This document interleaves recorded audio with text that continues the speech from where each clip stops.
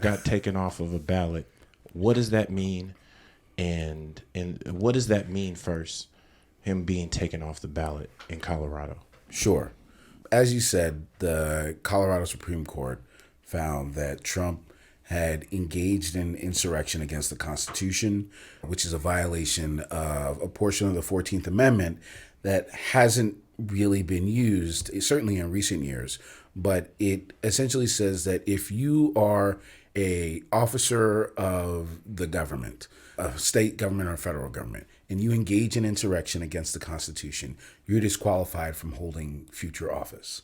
It's a pretty simple concept to understand, pretty simple to understand why, excuse me, in the aftermath of the Civil War, the people that authored the Reconstruction Amendments, the 13th Amendment, the 14th Amendment, the 15th Amendment, thought we probably shouldn't have people that are insurrectionists or rebels in seats of power in the government.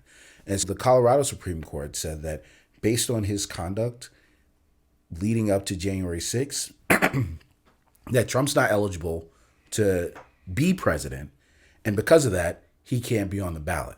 So just in the same way that if you were 25 years old or you were born a foreign-born American citizen, or you hadn't lived in the U.S. for 14 years, there are some qualifications in the Constitution that outline who is eligible to be president.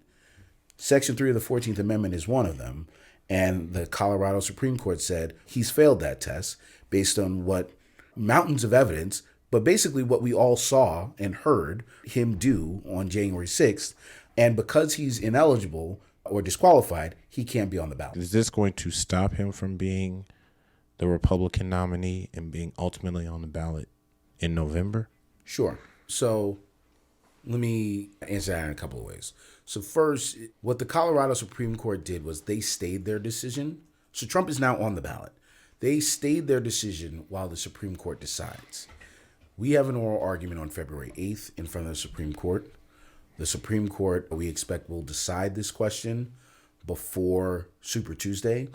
So voters in Colorado and elsewhere will have clarity on whether the Supreme Court thinks that Trump is disqualified from office, or at least whether the disqualification clause applies to the president and the presidency.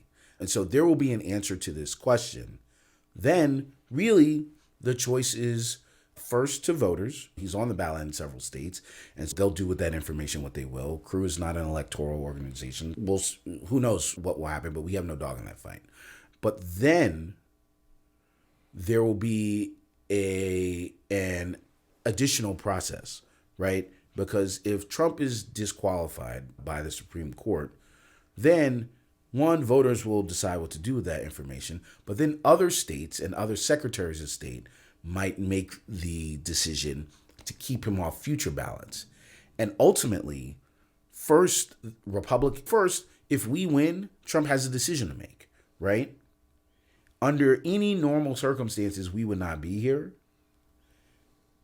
As if the highest court in the land tells a candidate, any candidate, that they are disqualified, you'd expect them to drop out, right? But no, I wouldn't, because if it's just one, I'm not sure how many primaries, how many primary wins or how many, the proportion of that vote. But if it's just one state and he wins 30 other states or 40 I guess what I other mean is states, if we win, the Supreme Court is now telling him it's not just one state. But they're only telling him he can't be on Colorado ballot. Sure. If you're on February, so Yeah. This sounds like it's going to be a big date. This is February 8th, you said? February 8th, we have argument in front of the Supreme Court. When is the Supreme Court probably going to announce their decision? If only I knew. But I assume we pushed for a date soon so that they could issue a decision before Colorado starts voting. So our hope and expectation is that we would find out before the end of February what their decision is.